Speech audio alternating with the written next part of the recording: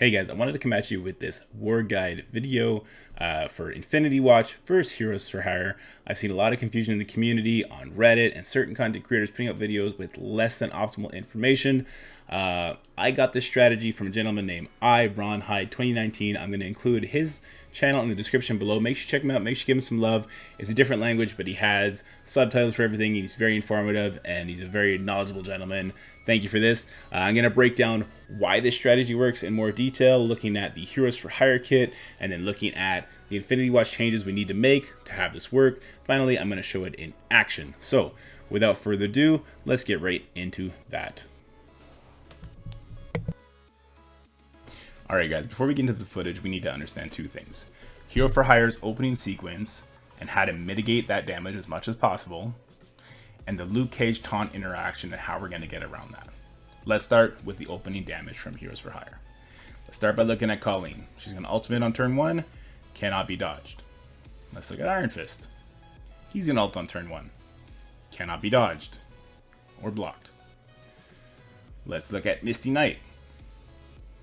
Well, it cannot be blocked, so it can be dodged. However, it attacks the target with the highest health instead of the primary target. So that's going to be your all things equal Adam Warlock. Next in line would be Gamora, then Moondragon, then Phyla-Vell, then Nebula, just based on where they rank health-wise. Adam Warlock does have the highest health in the game, so if you're equal red stars, equal yellow stars, it'll be him. Now Shang-Chi. And this is where it gets very important to understand what your opening ability should be. This ability cannot be counterattacked, blocked, or dodged. So you're not going to strip an extra charge off Shang-Chi by putting that Nebula counter right away, and you're not going to dodge it. Furthermore, it increases the damage of this ability, which is already a crazy hitting hard ability, by 100%. Do not open with Nebula Special. Do not open with Nebula Ultimate. Open with the basic. It's going to renew her speed. It's going to do 10% extra damage. You got to have a T forward. Make sure you have that T forward. It's an amazing ability for this matchup. And it's not going to make Shang-Chi murder you. Now, the mechanic with Heroes for Hire is that when they drop below 50% life, they lose a charge, they get healed up.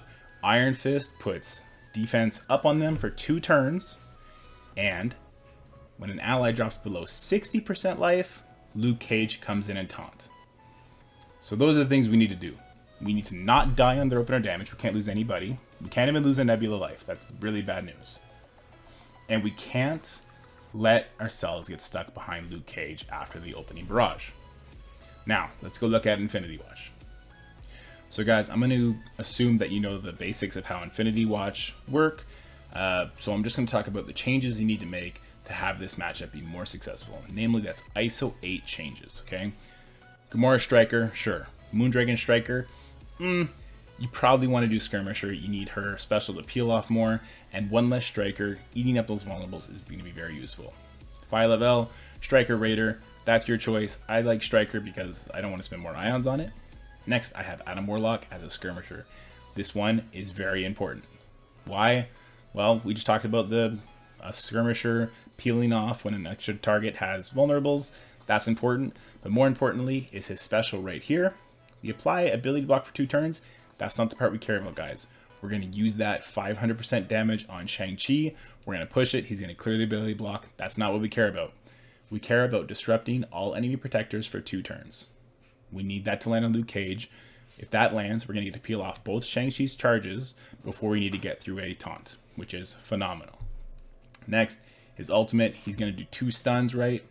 If that lands, it's incredible, it's a game changer, and it makes this fight so much easier. So the extra focus for that is also great. As soon as I have enough ions, I will be bringing him up to level 3 Skirmisher. And of course, Nebula one of the Skirmisher with those assists. She's going to be putting vulnerables out all over the place, and she's going to be peeling things off. A very important part for Nebula is a T4 in this basic right here, 5% of target's max health.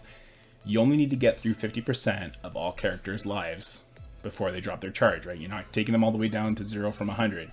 It's just 50%. So 10% all the time is great. We also get speed up, so she's going to be attacking more often, especially when your Gamora gets stunned or the small interval between the opening turns for Nebula and Gamora. She'll keep that speed up, makes her go faster, which is incredible. So guys, with that said, let's go ahead and jump to the footage and you can see this in action. Alright, so here's the footage, and please ignore the me in the background. You're going to see moving around a bit. I don't have the source footage, I just have me live during the war. I'm going to talk over that because it gets pretty incoherent and excitable. First, let's look at our enemy Heroes for Hire team. It is a 10k punch-up. They have medbay, they have barracks, they're boosted, it's in bridge, it's touching engineering, it's got everything. Alright, this is a crazy good team. This player has bad ISO 8, but that's not going to change the outcome of this fight. So he has Raider on Iron Fist, that should be healer. He doesn't have ISO blue on Colleen, that will make you take more damage, but it shouldn't change the outcome of the fight. Only ISO level 4 on Misty, that extra skirmisher stats will help her as well when she gets ISO blue. Healer on Luke Cage is not what you want to do. You want to have Fortifier, gets him harder to kill and get through his charges. And finally, Shang-Chi, he does have it right here with the 3 blue on Raider. And that's a big Shang-Chi, that's a 201k. So this is why I wanted to show this fight, because it shows that even the biggest Shang-Chis can get chewed through when applying the proper strategy. So let's go ahead and get into that, and you can see my my ISO 8 as well. We got Striker, Striker, Skirmisher, Striker, Skirmisher. In a perfect world, I will be able to switch Moondragon to Healer or Skirmisher. I'm leaning towards Skirmisher. So here we go, and like I said, guys, it's very important to do the opening sequence properly. Especially this big of Shang-Chi. This is a huge Shang-Chi. So we're gonna open with basic. We eat all our vegetables that Heroes for Hire want to give us. We eat them all. Then we open with basic. So that does 10% of his life, peels off his deflex, and we don't get an extra debuff. If I had an extra debuff, that would have killed Nebula right there. That is very important. We can't lose that life. Next, you're going to see I'm going to special with my Gamora.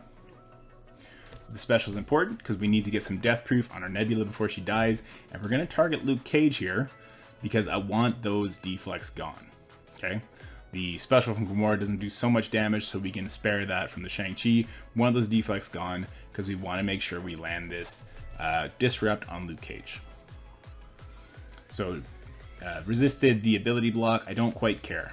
We got the disrupt on Luke Cage, and that's the most important thing.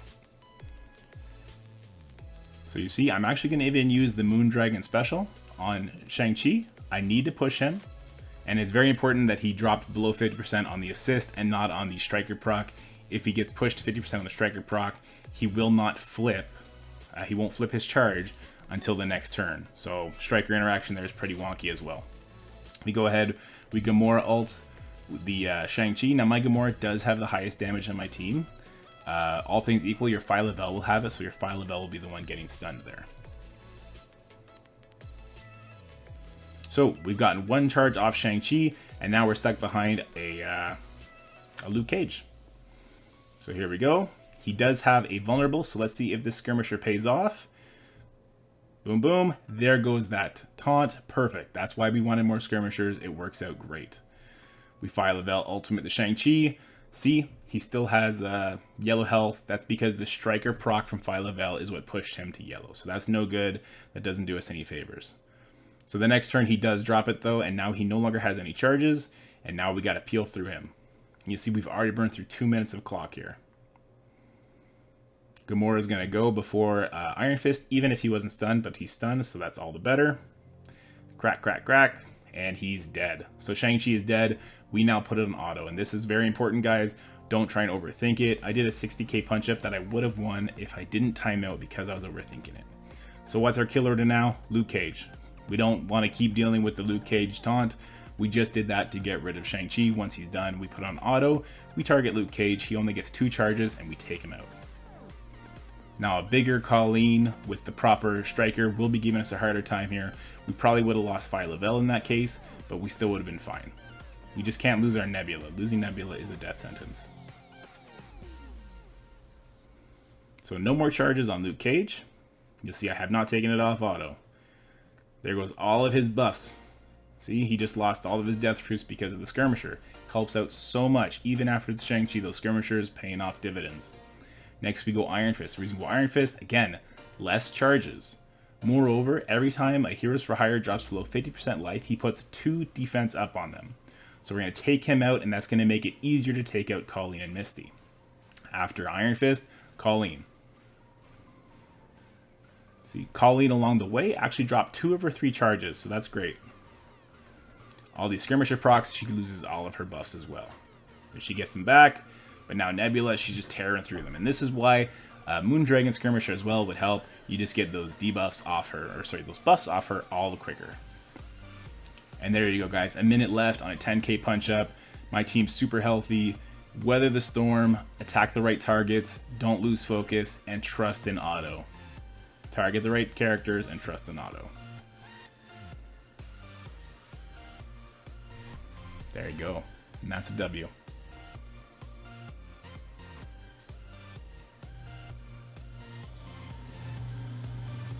Gotta love it. Use this strat, guys. I hope you found that informative and helpful, and hope it helps you deal with your Heroes for Hire going forward in the future. And I just don't understand how we're going to deal with this team besides Infinity Watch. There seems to be no answer currently in the game. Well, alright guys. Have a good one, take care, and I'll see you next time.